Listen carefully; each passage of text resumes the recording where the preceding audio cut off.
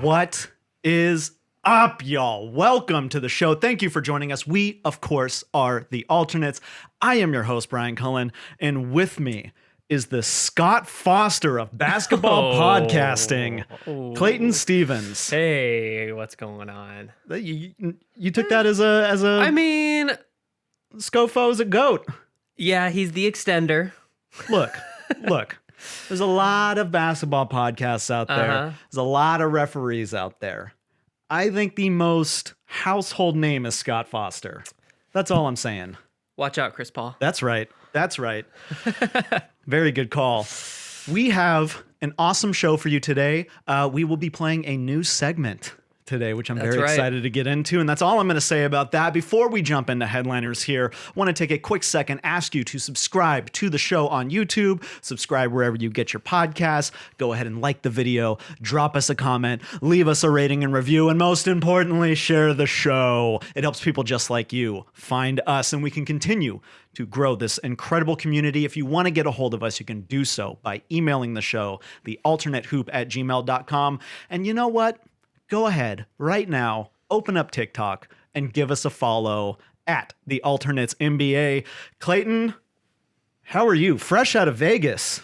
Fresh out of Vegas, played a show with Spy, who we've talked about on the show before. It was raging in a Veterans Hall type thing out there in Vegas. The drinks were Classic cheap. hardcore venue.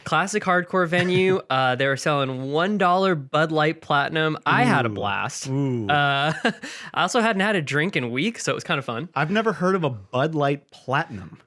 Yeah, I think they're trying to get rid of their stock. It's This Bud is Bud Light expired. It's Bud Light in a very blue bottle, and the percentage is higher. That's a baseball beer.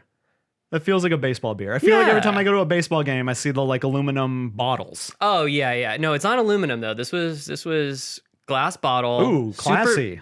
Super blue and higher percentage. Okay. Than a regular Bud Light. Interestingly, I don't even know if they sell it anymore, but they had some left at the Vegas Veterans Hall, and they're selling it for $1.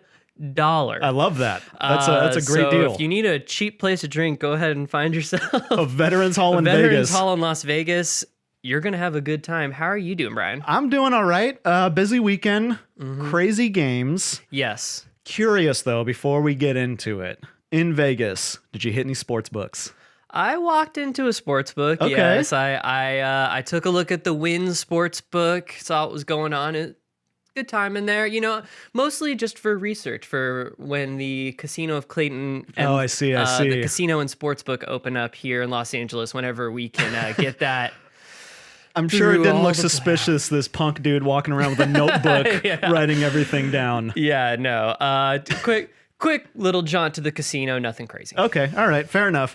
Well, let's get into headliners because we got a lot to talk about. Very busy weekend of games. A lot has happened since the last time we did an episode. Let's start with something that you asked for from the gods. Now, friend of the gods, Clayton Stevens, masked Embiid makes his appearance in Game 3, returns to help the Sixers tie up their series against the Miami Heat. It is now 2-2. Very close. Love that. Then we got the Dallas Mavericks win 2 games at home. We got another tied series. Yes. Wow. To be able to do that against Phoenix is impressive. Then we go to Milwaukee, where the Bucks split their home games with the Celtics. Another tied series. 2-2, 2-2, 2-2. I'm loving it. No one can get momentum in this series. No, not at all. This is put it directly into my veins. I'm loving this series. And then Memphis loses Ja Morant to a knee injury, which I'm sure we will talk about. And they go down 3-1 to the Warriors. It's the postseason. We do what we do. This is just who we are. Stud, dud, flood time. Clayton, who's the stud? Well, other than yourself. Sorry, I should preface. Other than yourself. I appreciate that. You're so kind. Okay, the stud. It's easy for me. Sixers Heat. We're back. Joel Embiid put the mask on. He looked great in the mask. Can we just start there? He looked great in the mask. And look, he hasn't even been MVP Joel Embiid. He's just done enough to get them back in this series, opened up the floor for all these guys. Let's talk about game 4, though. Okay. The Sixers win 116-108. Yeah. Pull it out. James Harden has his best game of the playoffs. And I'm saying maybe his best game since Houston James Harden. Wow. He goes Also to the not playoffs. a high bar. No, well, I mean, he had a good little run in Brooklyn for a second, but obviously got injured quickly. He goes for 31 points. Jimmy Butler tries his best in this game, goes for 40. Good Lord. What are you seeing here? Are the Heat in trouble now? It's tough. You lose a game where Jimmy Butler scored 40 points? It's tough to call, right? Part of me wants to say that the momentum is now with Philly. Mm-hmm. In games 1 and 2, those were Miami's games to lose. There was no Embiid. There was kind of, almost no pressure on the Sixers going into that. You expect the Heat to win. They did. They took those 2 games, but not in a super convincing fashion. Yeah, it was at least for the first half of both of those games, it was competitive. Yeah. And I almost feel like for that reason, Philly looked at Miami and said, "There's cracks in the boat. Let's put a mask on this dude. Let's get him out there. We can take this series." So I do think there is that. They don't have Lowry in the series, which could give them trouble. But we're also looking at the Miami Heat, who played, I think, less than 15 games with a fully healthy roster this year and still got the 1 seed. We're still able to put it together, find ways to win. The 2 guys I'm looking at in this series that I think is going to make or break Miami here is PJ Tucker. Can he pick up a little bit more, continue that next man up mentality they've had all season, do a little more offensively, do a little more with his switching defensively? And then the other one, Duncan Robinson. Who? Exactly. He has been completely forgotten about. I know. But the I think $90 million man. They're going to have to find a way to get him on the floor for his scoring and hope that they can find a way to keep him on the floor defensively. I agree with you. And look, Spo, I'm not going to doubt Spo. He's a great coach. I don't understand why Duncan Robinson can't see the floor. I've seen this guy plenty in the NBA to know, he can knock down shots, and I don't think he's a bad defender. I don't see why he can't see the floor. Obviously, with Lowry out, they need someone who can put the ball in the hoop. Yeah. And that's the one thing we know Duncan Robinson can do. Forget defense. At times, it feels like the Heat have had a lot of trouble scoring in the half court even. And especially now without Lowry, the Sixers got guys who score. That's what they do. So, I'm with you. I'm not worried about the Heat in this way, but this is a must-win game for them. I agree. I think first to 3 wins the series. That's how I'm looking at it. Absolutely. Okay, that was the stud. What's the dud for you? This one's easy. It's Warriors Grizzlies. Yeah. Specifically, obviously the last 2 games, but specifically game 3. Yeah, That's the game that complete blowout. Ja Morant gets hurt. I don't. 3-1, man. Okay, let's talk about Ja for a second. Okay. Ja gets hurt in this game on a now controversial Jordan Poole play. Ja puts a tweet out, now deleted, yes, about he's breaking the code, of course, referencing Steve Kerr's comments about Dylan Brooks. What did you think about that play? Did Jordan Poole break the code here? Okay. There's 2 folds to my answer here. First, Ja, don't delete the tweet. Leave it up. Leave it up. I have no problem with the tweet, honestly. I'm with you. It's, they, like you said, Steve Kerr made a comment kind of making an accusation. You come back, it's 2 teams battling, high emotions, you're talking shit. This is the playoffs. This is what you want in the playoffs. I have no problem with that. Somebody fires at you, you fire back. Talk your shit. No issue with that whatsoever. The other side, though, is what has happened in basketball discussion culture. And it's that we are looking at the greatest athletes on earth performing at their highest possible abilities. People will get hurt, and we have somehow forgotten that freak accidents happen, that somebody can get hurt. It feels like anytime there's an injury, someone is immediately called dirty.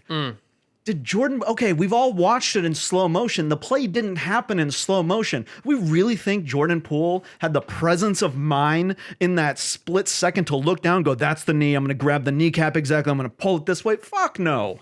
And then you can look at the entire series. You had the Draymond flagrant 2. You had the Dylan Brooks flagrant 2.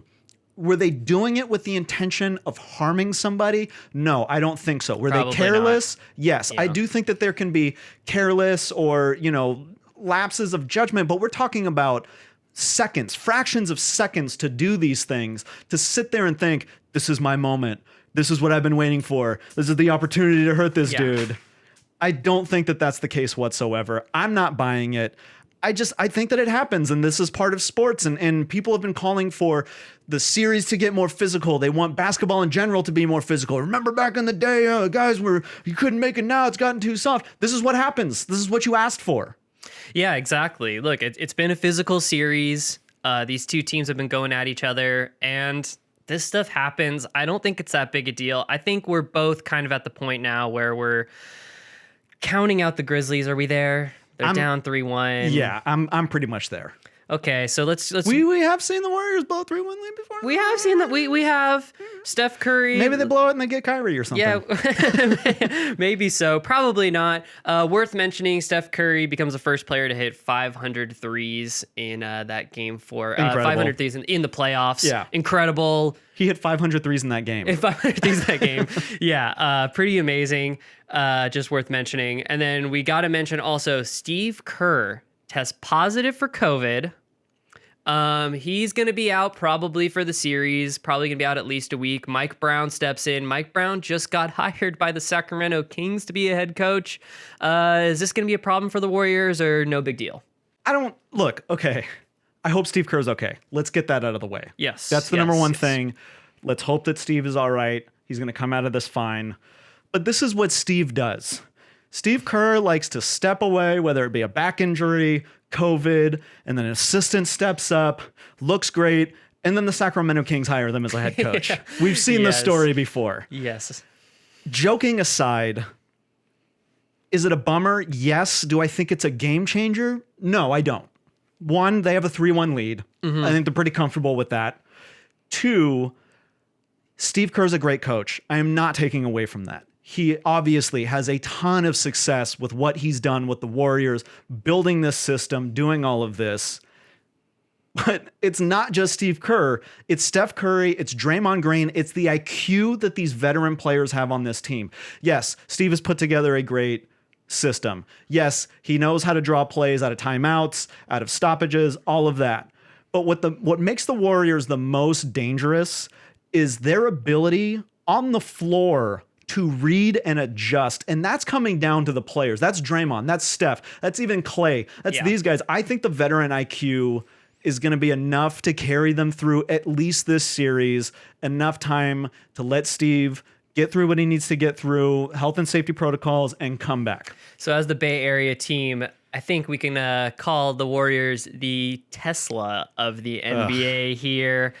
You'd love to have Steve Kerr behind the wheel, but if you don't, no problem. You just put it on auto drive. Takes you to the place you need to go. Yeah, somehow you made me hate the Warriors. I know, so much I hated with that saying one. it, but it had to be said. All right, I'm going to move on from that analogy, and we're going to go to the flood. Where is the damn flood going? Oh, you know where it's going. It's going to the heart of Texas. Stevie Ray Vaughan. It's way too north to be the heart of Texas. You're right. Suns Mavericks. Look, the Mavericks are back in it. They've tied it up 2-2. Big game Brunson returns. They look really good. I think we should talk about the Suns first, though. Specifically, Game 4, CP. Chris Paul, the point god, has this one of the most incredible playoff games we've ever seen mere days ago. Follows it up here in Game 4 with 5 points and fouls out of the game with only 23 minutes played. Devin Booker does his best to keep them in it. Goes for 35 and 7, but plays over 43 minutes, coming off an injury. Yeah. What are you seeing here? Are you as worried about the Suns as I am? Because the Mavericks. I'm sitting here, open up the flood here. Oh, buddy. Let's start by calling him CP6. Okay, we're going to start with that. Fouling out in 23 minutes. Rough. Yes. It's not just game 4, though. He didn't look great in game 3 either. We're looking at back-to-back bad games for Chris Paul. Are we smelling a meltdown? Are we seeing a meltdown here from CP6? I don't know. We're going to have to see more, but 2 games in a row where he didn't look great is horrible for Phoenix. You could argue whether or not he's the best player on the team. I think, no question, he's the most important player on this team. He came in, got them to the finals. He got them to the 1 seed in the West. Without him, I don't think they have a chance. If he is not playing at his best, Phoenix is in serious, serious trouble. The other side of Phoenix that worries me is that it seems like they've kind of gone away from what gave them success in the first 2 games, which was lock everybody down, let Luka beat you alone. And we have got 2 guys that have stepped up here. Straight off the milk carton from the last episode. Jalen Brunson is back. He has been found. Turns out he was in Dallas the whole time. And Dorian Finney-Smith stepping up yet again for Dallas. If they cannot contain those 2 guys and Luka continues to do Luka things, I think Phoenix is in trouble here. Yeah, look, and as this series shortens, right, it goes from a 7-game series. Now we're down to a 3-game series. They're tied up here. We know that. Are we in agreement here? Luka's the best player in the series. Hands down. Hands down, they have the best player in the series. They are the better shooting team. Yeah. In this last game, they go 20 of 44 from 3.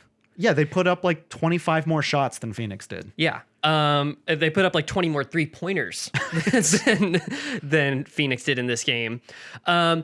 And yes, Dorian Finney-Smith goes 8 for 11. He's not going to go 8 for 11 in other games, but no, he'll probably go 9 for 11 in the next one. Right, exactly. And a guy like Davis Bertans, yes, he's been good, but he could be better. He could have an 8 for 11 game coming up. This is scary times, I think, for Phoenix here. I think one thing they need to do is they need to get into their offense quicker. It feels like Dallas looked back at that Pelican series and was like, remember when they were guarding them full court and it was tough for Phoenix to get into their offense? They did a little of that, put the pressure up on them, and it worked. So we'll see if Phoenix can adjust that way, get into their offense quicker. Can CP be CP? Yeah. That's probably the best thing they can do. And also, Cam Johnson has been a big disappointment in this series. The Suns need him to step up defensively and to hit more shots. Yeah, agreed. All right, well, I'm so excited that we have 3 tied series. I love it. Yeah, this is so much fun. I love it. We didn't even talk about the other one, but I'm sure we will have a lot to talk about there come the next episode. Okay, let's move on. And we're going to get into a new segment here. I love it. This is a segment called Clayton Goes to Trivia. So, it's not quite 3-pack, okay? This is going to be multiple choice trivia questions based around the playoffs. All right? You ready to jump into this? I'm ready. Okay, so these are all playoff statistical trivia questions. Okay. Who, and I'm not looking at the second round, I'm looking at all the postseason here. Got it. Who has played the most minutes in the playoffs so far? Is it A, James Harden, B, Tyrese Maxey, C, Jason Tatum, or D, Mikal Bridges?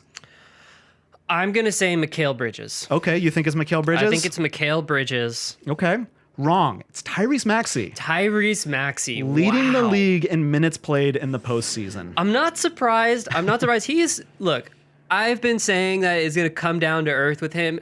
Not really. Yeah. He's been absolutely incredible. Yeah. A huge revelation. Been the best player for the Sixers, so I don't blame Doc. And good for Doc to play a young player this many minutes. A lot of people, yes. Yeah. I think a lot of people, us included, would be shocked to say that he's playing a second-year player this much. Yeah. Awesome. Absolutely. All right, next one. Who has scored the most total points this postseason? Is it A, Giannis Antetokounmpo, B, Jordan Poole, C, Steph Curry, or D, Devin Booker? Wow. I'm going to say Giannis. You are correct. That is Giannis. He has scored 271 points in the postseason. See, this is the thing with Giannis, is that there are times when you're like, oh, that was an okay game from Giannis. Yeah. They lost, whatever. And then you look down at the box score and you're like, oh, I guess he had 38. like 40 is just kind of his baseline now. Yeah. It's amazing. So, okay, that doesn't surprise me. Okay. But what were the other guys? Just curious. Jordan Poole, 197. Steph Curry, 253. Devin Booker, 175. Still Steph Curry. Yeah. Yeah. Wow, Steph Curry is right on his heels there. Yeah. Now, who is leading the league in three-pointers made? Oh, I love this. Total three-pointers. A, Klay Thompson. B, Dorian Finney-Smith. C, Steph Curry. Or D, Desmond Bane. Wow, I want to say Dorian Finney-Smith. Let me tell you, I really want to. But I'm going to go with Steph Curry. Okay, Steph Curry. Incorrect. It's Desmond Bane. Is it really? 35 total three-pointers made. Wow. Steph Curry is second with 33, and then Dorian Finney-Smith and Klay Thompson are tied with 31. Yeah, that's amazing because Desmond Bane, we discussed, had a 5-point game in this series where he had one made three and is leading the playoffs in three-pointers made. Imagine if he had been a little healthier. I think the jawless game 4 maybe helped him out there a little bit. Yeah, a little bit, but still, I mean, that's incredible. Yeah. That's incredible. I love that. Absolutely. Okay. Who is the postseason leader in double-doubles? Double-doubles. Okay. A, Ja Morant. B, Giannis Antetokounmpo. C, Joel Embiid. Or D, Bobby Portis. Wow, you threw a real wrench in there with Bobby Portis. God, wow. I mean, I just feel like, why would you say Bobby Portis if it wasn't him? But I feel like you're trying to throw me off. I'm going to go with Giannis. Was there ever a game he didn't have 10 rebounds and at least 10 points? It's got to be Giannis. It is Joel Embiid. Really? Yes, Joel Embiid with 7. Giannis and Ja are tied with 6. Bobby Portis with 5. Shout out to Bobby. Yeah, he's been fantastic in the playoffs. Oh, yeah, he's playing well, but let's talk about how awesome his glasses look. I love Bobby Portis in the glasses. Yeah. He looks amazing. Bobby, please keep it up. I want you to keep those glasses on forever. He looks Do the Reggie Jackson thing where you had to wear them and then you were like, I love this. He this looks is just so me now. Fucking futuristic and awesome. Like, I'm loving Bobby Portis' whole aesthetic right now. All right. Bobby. Now we're getting into some hustle stuff here. These last two are based off of hustle stats. Who has the most? That wouldn't be me. That's not me. That's not me in pickup. Not a hustler. I'm 3-point line to 3-point line. No D. I'm only hustle. That's my only skill. Oh yeah, I'm 3-point line to 3-point line. No guarding. Yeah. I'm inefficient, but I've got the biggest heart on the floor. Okay. Who has the most charges drawn in the playoffs? Is it A, Dillon Brooks, B, Marcus Smart, C, Draymond Green, or D, Alex Caruso? Wow. Again, throwing in the wrench there with Alex Caruso. I gotta go Marcus Smart. That boy loves to draw charges. That fraudulent defensive player. Hey, that is defense. That is creating turnovers. Yeah, again, just a fraudulent play. I hate you so much. I hate the foul. I hate charge block. It's the most ridiculous play. But I would go with Marcus Smart. It is Marcus Smart. It is Marcus Smart. Although, of course. Alex Caruso is still in the top 4. So Marcus Smart has drawn 6 so far in the playoffs. Of course he has. Alex Caruso has 4. Dillon Brooks has 3. Draymond Green only 2. Only 2 charges drawn. All right, last one here. Leading the league. Who is leading the league in total deflections in this postseason? Is it A, Jason Tatum, B, Jimmy Butler, C, Tobias Harris, or D, Kyle Anderson? Ooh, I love that Kyle Anderson is on this list. I'm going to go with Kyle Anderson. Okay. He's a defensive pest. Yeah. And longer than you think. Yeah. So I would go with Kyle Anderson on this one. Incorrect. Slow-mo. Dang it. Jason Tatum.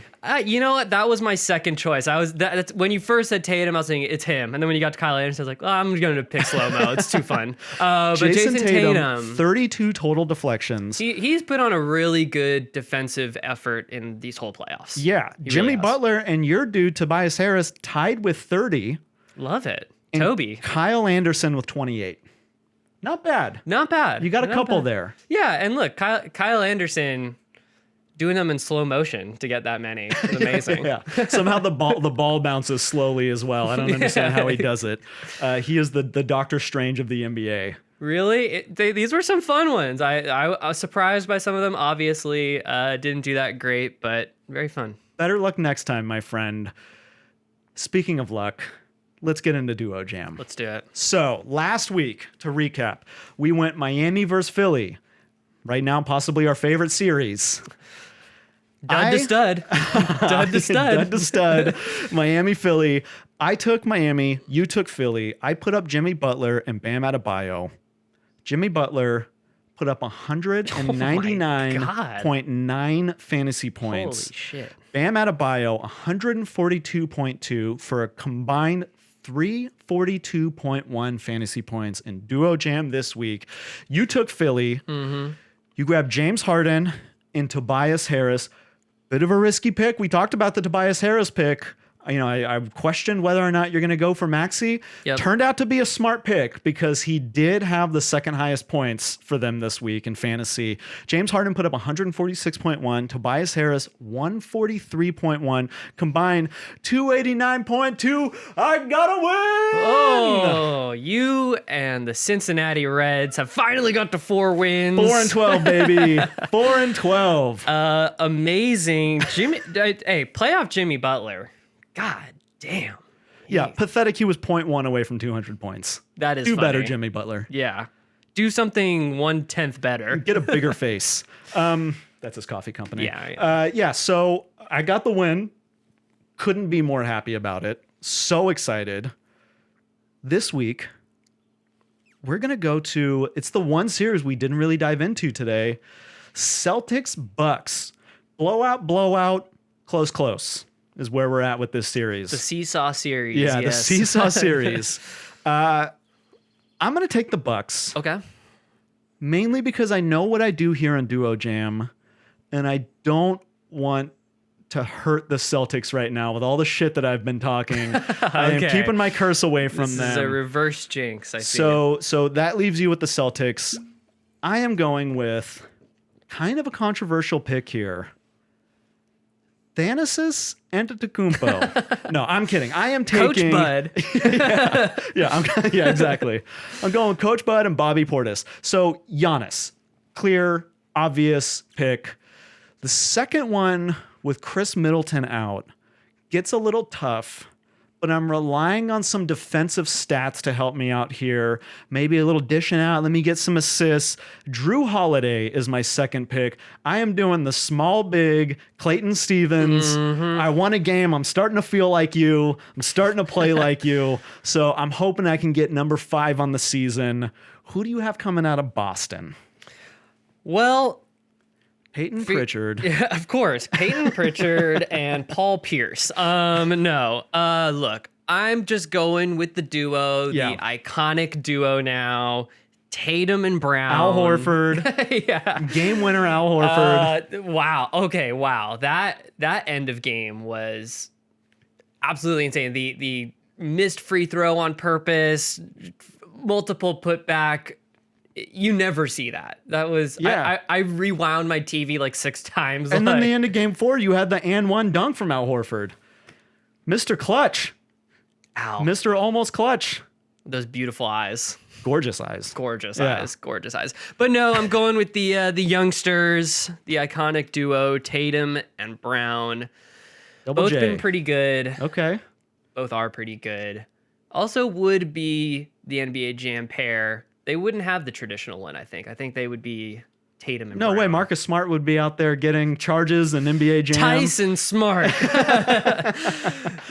I would play that. I would play that duo. It would just be a nasty game. Okay, so we'll see how we do. We'll check back Tuesday. That is going to be today's episode. Thank you all so much for joining us. We really appreciate it. We will be back Thursday with an all-new episode, checking in on some of these too hot for TV series. I love it. I'm absolutely enthralled by it. What are we leaving everybody with today, Clayton? All right, we are leaving everyone with a little power pop jam. This is the Bananas, sort of a fun cult cult power pop band that I love for fans of the Ramones and such. The song is Mercenary off the Slippery Subject LP on Planet X Records. This came out in 2001 when some of you weren't even born. Awesome. Thank you so much. Remember to be kind to yourselves, be kind to each other. We will see you soon.